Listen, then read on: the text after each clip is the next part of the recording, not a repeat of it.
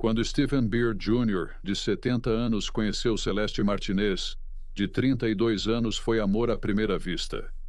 Após um romance turbilhão, Celeste e suas duas filhas passaram de uma vida de dificuldades para uma vida de opulência, incluindo viagens de primeira classe pelo mundo, uma mansão de $1 milhão e acesso a todas as grifes que se possa imaginar. Mas tudo mudou 4 anos depois, quando Stephen foi baleado em sua própria casa. O que se seguiu foi uma história confusa de mentiras, amantes rejeitados e ganância.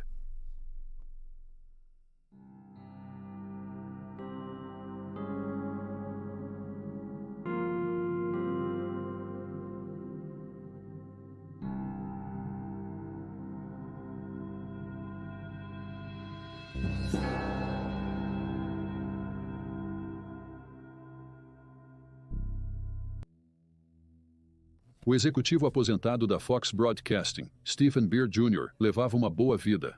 Morava em uma mansão milionária, viajava de primeira classe e frequentava um clube de campo sofisticado em Austin, Texas. Foi aqui, em 1995, que ele conheceu Celeste Martinez, uma garçonete de 32 anos que já havia se divorciado 3 vezes e tinha 2 filhas, Christina e Jennifer, de seu primeiro casamento. Um romance avassalador logo se seguiu. Entes queridos disseram a Stephen que o casamento provavelmente não duraria, em parte por causa da enorme diferença de idade, mas também porque eles não tinham nada em comum, exceto o dinheiro dele. Para Celeste, casar-se com um homem tão rico foi um divisor de águas. Nascida em 13 de fevereiro de 1963 em Culver City, Califórnia, ela cresceu em um lar adotivo. Ela lembrou que uma vez encontrou brevemente sua mãe biológica, mas foi dito, citação, "Eu não sou sua mãe. Eu fui apenas seu incubadora." A identidade dos pais biológicos é desconhecida. Seus pais adotivos, Edwin e Nancy Johnson, aparentemente não eram pais adequados. Celeste afirmou que foi abusada sexualmente por Edwin durante sua infância e que tentou tirar a própria vida pelo menos uma vez durante a adolescência. Aos 17 anos, ela engravidou e deu à luz a gêmeas, Jennifer e Christina. O pai das crianças, Craig Bratcher, tornou-se seu primeiro marido. A união não foi bem. Celeste descreveu Bratcher como sendo abusivo.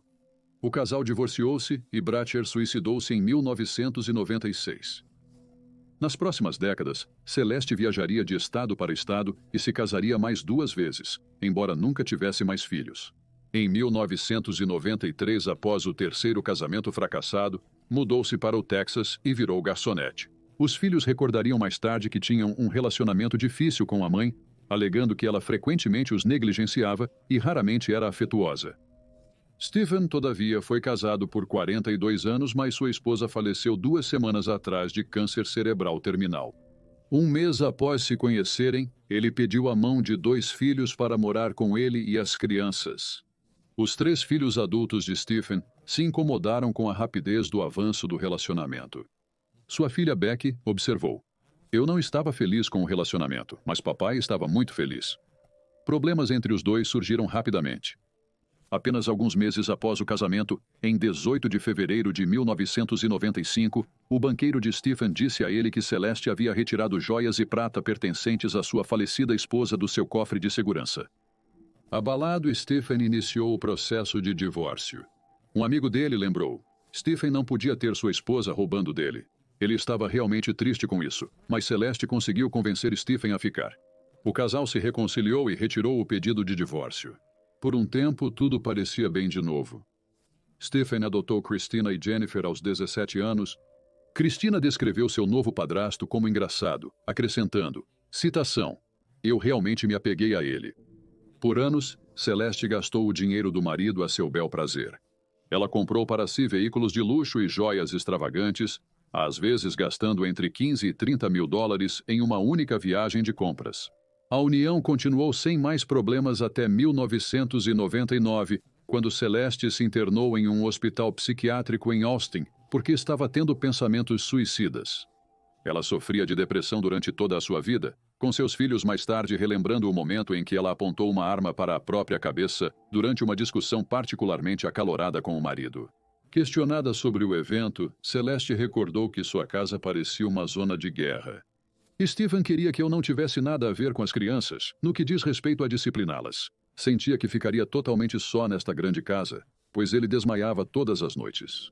Era demais e eu estava tão chateado com tudo. Eu estava tão deprimido. Eu só queria me matar naquele ponto. Aqui na clínica de tratamento, Celeste conheceu uma pessoa que mudaria sua vida para sempre. Tracy Tarleton, uma gerente de livraria e paciente que lutava contra o vício em álcool. A natureza exata do relacionamento do par é incerta. Promotores e testemunhas afirmaram que os dois mantinham um envolvimento romântico, porém o advogado de Celeste alegou que Tarleton estava obcecada por ela e que Celeste queria apenas amizade. Seja qual for o caso, na instituição psiquiátrica, os dois se uniram por causa de seu trauma, tendo ambos sido criados em lares abusivos. Ambos foram soltos no verão de 1999, mantendo o relacionamento. Celeste até organizou uma festa para Tarleton na mansão. Jennifer Beard diria mais tarde: era bastante óbvio que Tarleton tinha sentimentos por Celeste. Não apenas os filhos de Celeste notaram a conexão entre ela e Tarleton. Amigos também observaram momentos em que Celeste se acomodava no colo de Tarleton, enquanto esta se aproximava e sussurrava em seu ouvido. Em uma ocasião, Christina pegou o par se beijando na cama de Celeste. Christina contou mais tarde a Stephen sobre o que ela tinha visto, mas sua mãe negou tudo. Celeste disse mais tarde a Snaps atrás das grades, citação, eles nunca viram isso, e eu nunca a beijei. Apesar das negações, Stephen tinha suas suspeitas e proibiu Tarleton de visitar sua casa em Westlake Hills. Então, em 2 de outubro de 1999, tudo mudou. Quase às 13h30, os despachantes de emergência receberam uma chamada de Stephen. Ele disse que precisa de uma ambulância, rápido. Meus intestinos saíram do estômago. Os socorristas chegaram rapidamente ao local, encontrando o homem de 74 anos sozinho no quarto, com a mão num buraco em seu estômago. Inicialmente especulou-se que sua lesão era o resultado de uma cirurgia recente que ele havia feito, mas isso logo se provou errado. Celeste apareceu pouco depois, surpresa ao ver o quarto do marido cheio de médicos. Ela normalmente dormia em uma ala separada da mansão devido ao barulho da máquina pressão positiva contínua nas vias aéreas de Stephen e não parecia estar ciente da emergência. Ela foi com o marido para o hospital. De volta à mansão, os investigadores descobriram uma das suas peças de evidência mais importantes, uma cápsula de espingarda calibre 20 perto da cama.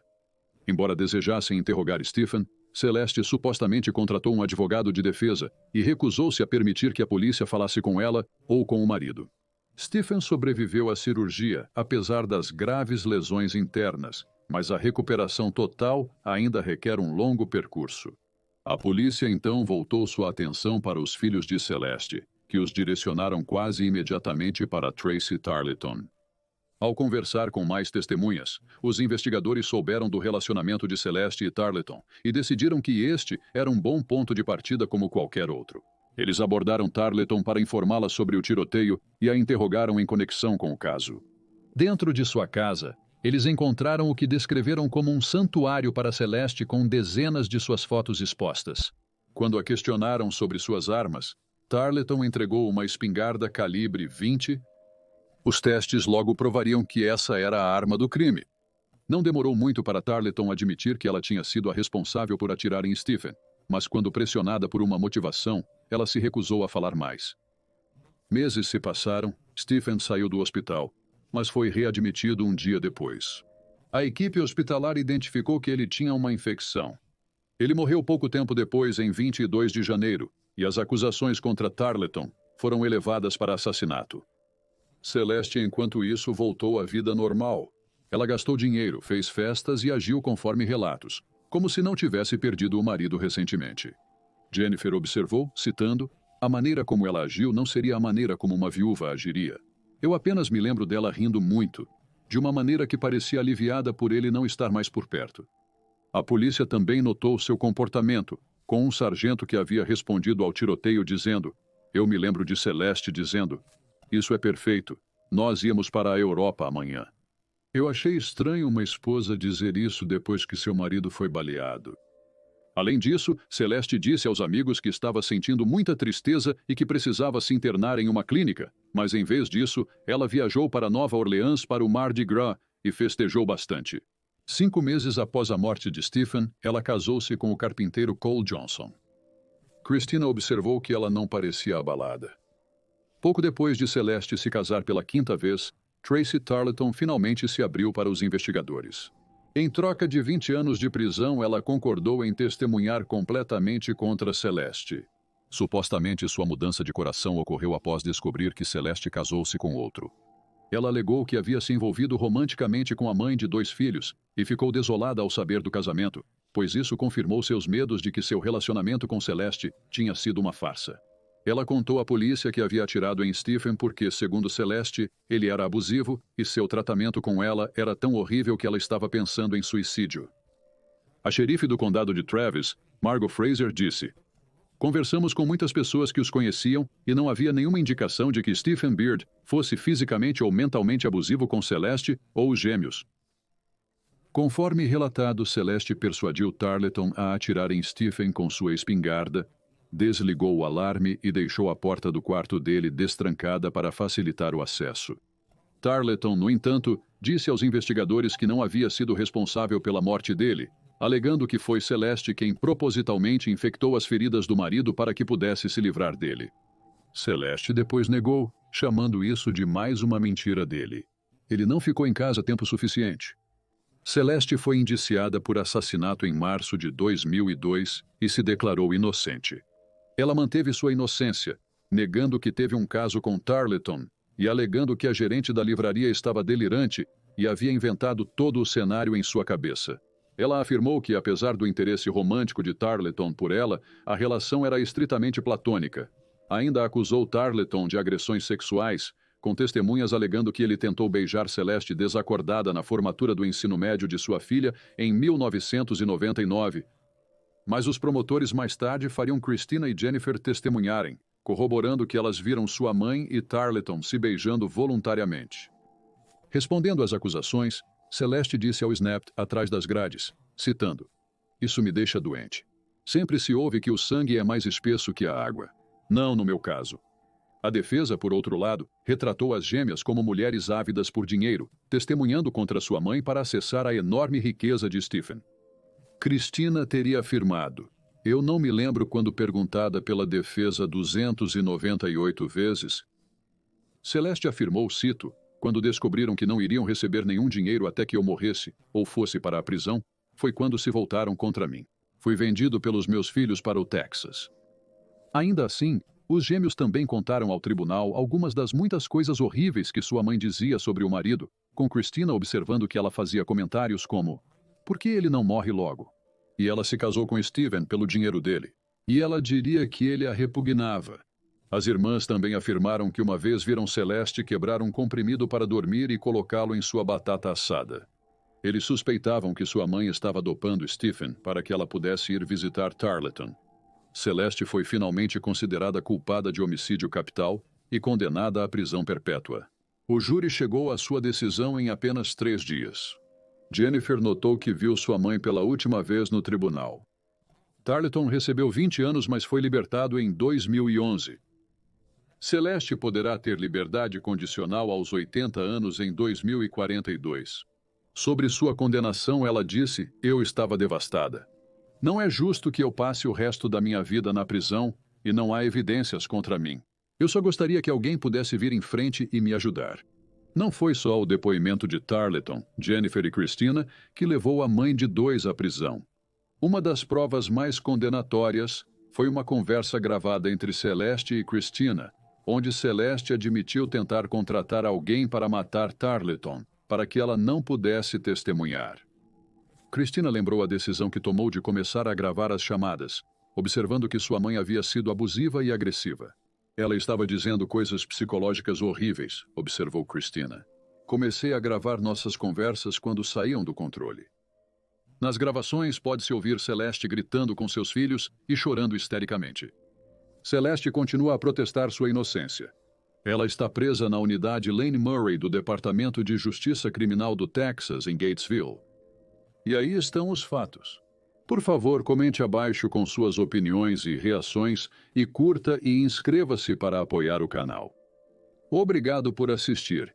Fique alerta, fique seguro e nos vemos na próxima vez.